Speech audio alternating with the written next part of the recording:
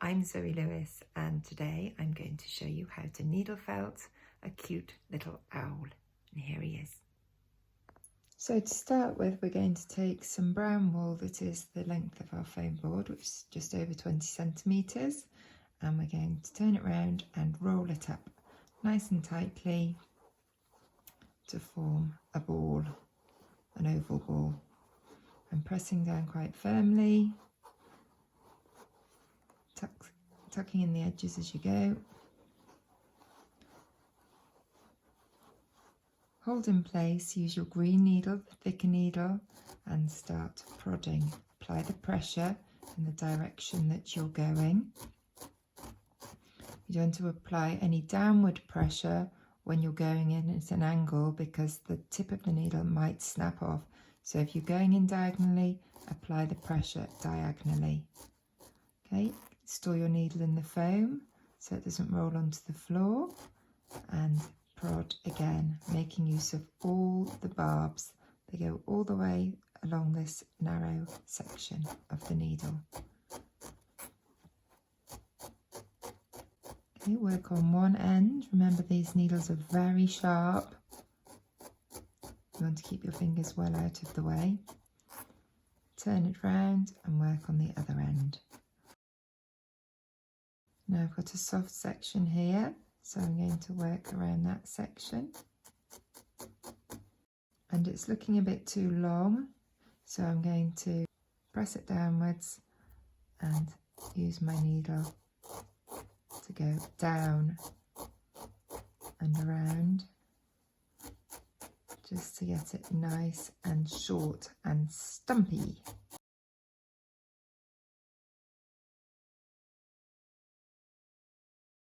Now we need to leave it quite soft so that when we attach the head, there are loose fibres left in here, and there'll be loose fibres left in the head as well. So don't over felt it at this stage, it still needs to have some squidgeability. So to make the head, we're going to tear off some wool that's about the same as the width of the foam pad. Roll it up nice and tightly, tucking in the edges as you go because you want to make it as circular as possible. Okay, keep hold of it once you've rolled it up. Use your green needle, and you have to be careful now because it's much smaller. You have to turn it an awful lot because it does come unwound. So just keep turning and prodding.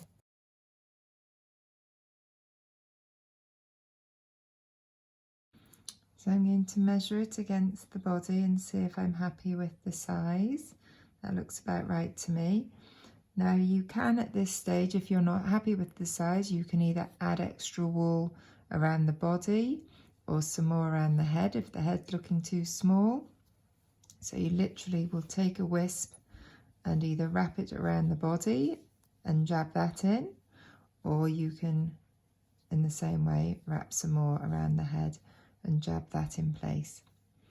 So then when you're ready and you're happy with the size of them, and they're both quite squidgy still, you can hold the one on top of the other and take your needle and go diagonally from the head into the body.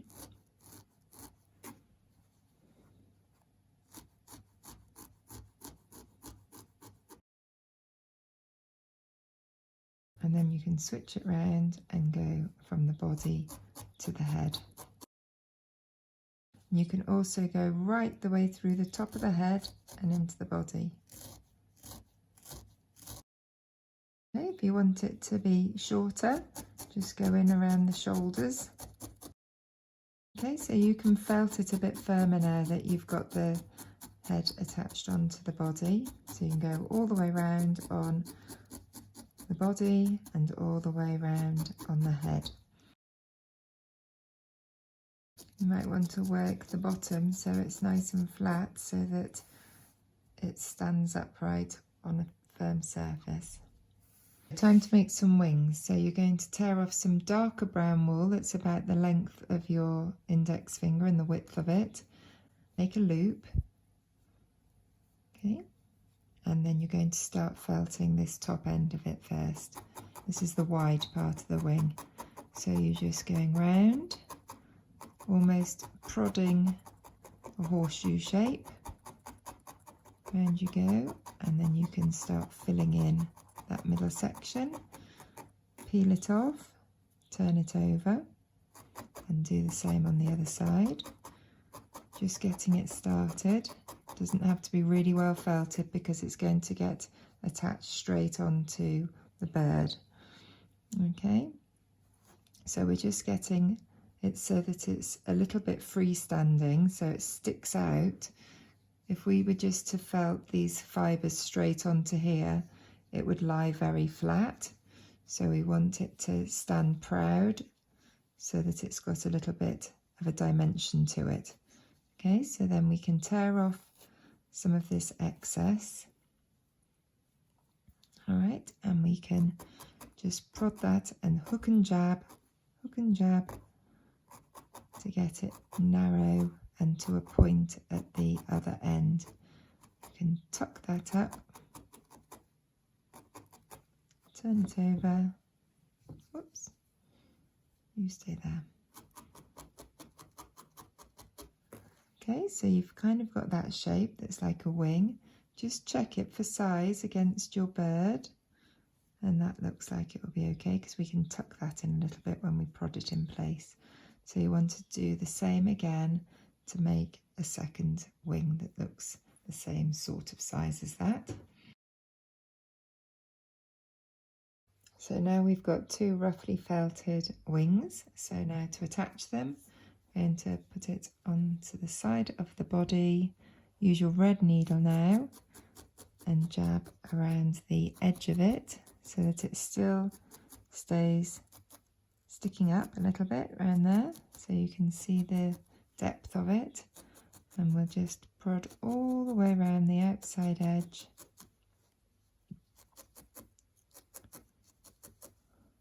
You can do a few jabs in the middle, but you don't want to flatten it. Go all the way through the body to get a few of the fibres from the body attached onto the wing, and then jab any fluffy bits back in.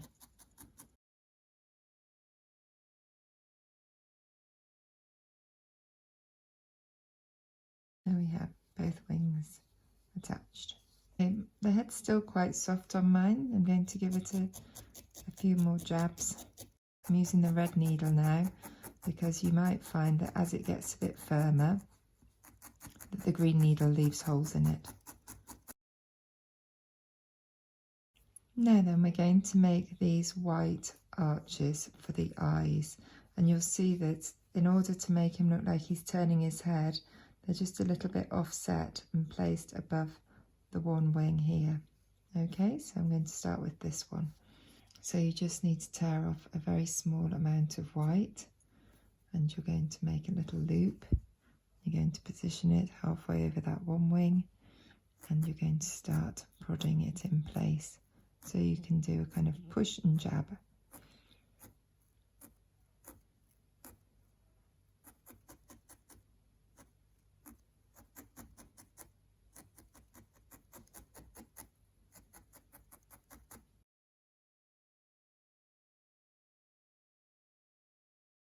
If it looks see-through and you can still see some brown through it, you can take a few wisps and just add them on.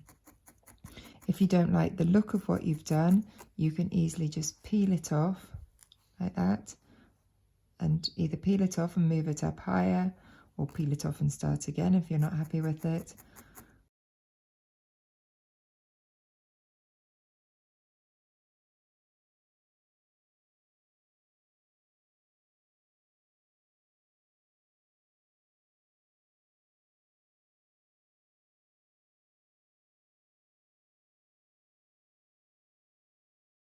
So now we're going to make this bib.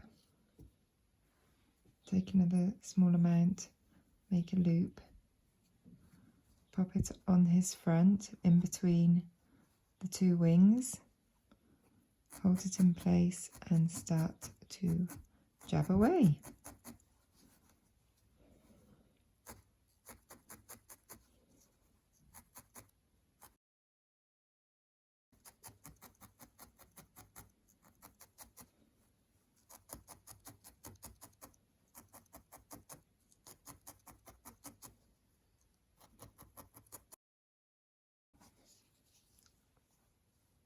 So now we're going to make the beak.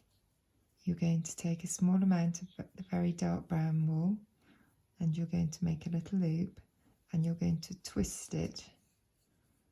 Twist the folded end between your thumb and finger just to get it started into a beak type shape.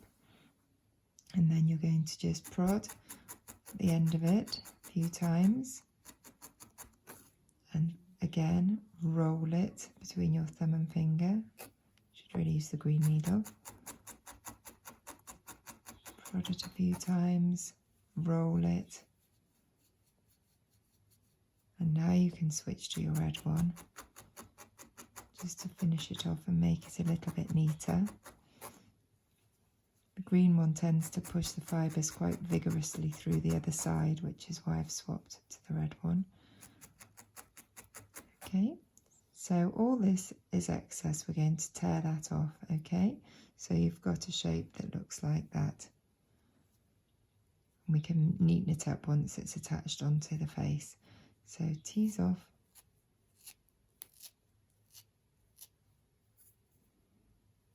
You might need to open it up to tear off. So we're now going to attach the beak onto the face. So place the tip of the beak at the bottom of the brown there. Use your red needle and just do a few jabs to get it started and held in place. All this fluffy stuff we want to twizzle up like this and prod it in. Okay, tuck and jab.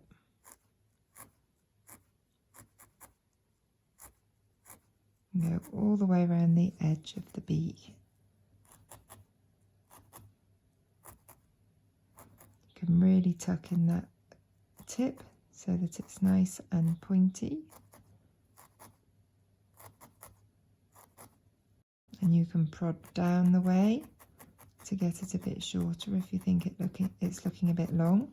Now to do the eyes. So we're going to use some ginger colour. Just take a few fibres and position them on the face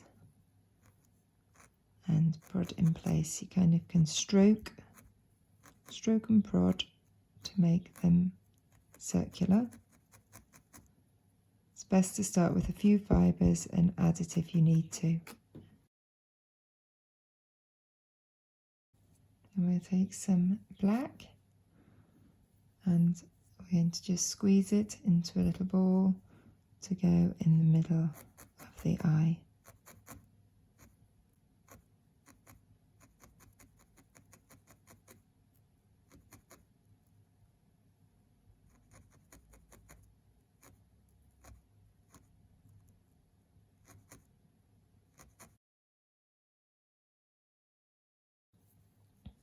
I'm just going to neaten the edge of this eye, a little wisp of the gingery coloured wool.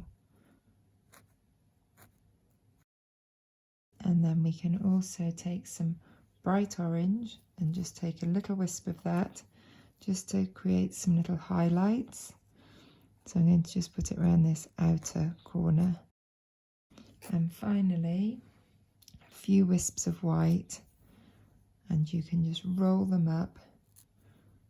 It really is a very little amount.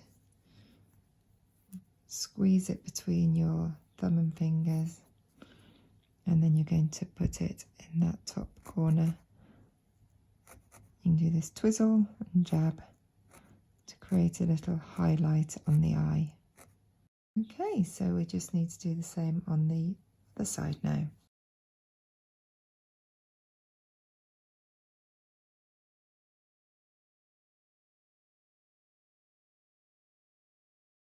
So I'm just adding a little bit extra of the ginger around the bottom because I felt that this eye wasn't as big as the other eye.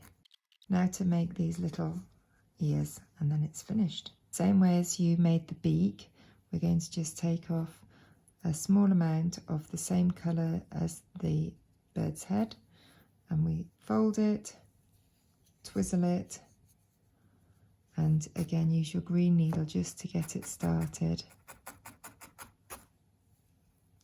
Twizzle it, prod and twizzle. Now if you feel like that feels a little bit on the skinny side, you can tear off some of this excess and wrap it around it to give it a bit more substance. Jab that in place. Okay, I'm going to use the red needle now. Okay, then we're going to open it up. We're going to place it on the top of his head and use your red needle to jab it in place. And you can jab in all these loose tufty ends.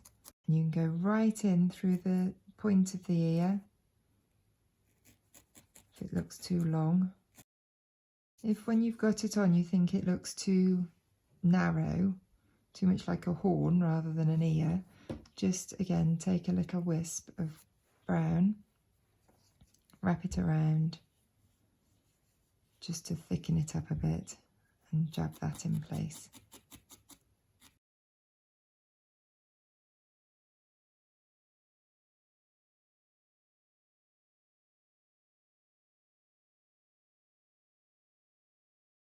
And so finally you can do a few prods and tweaks until you're happy with the shape and the look of your owl.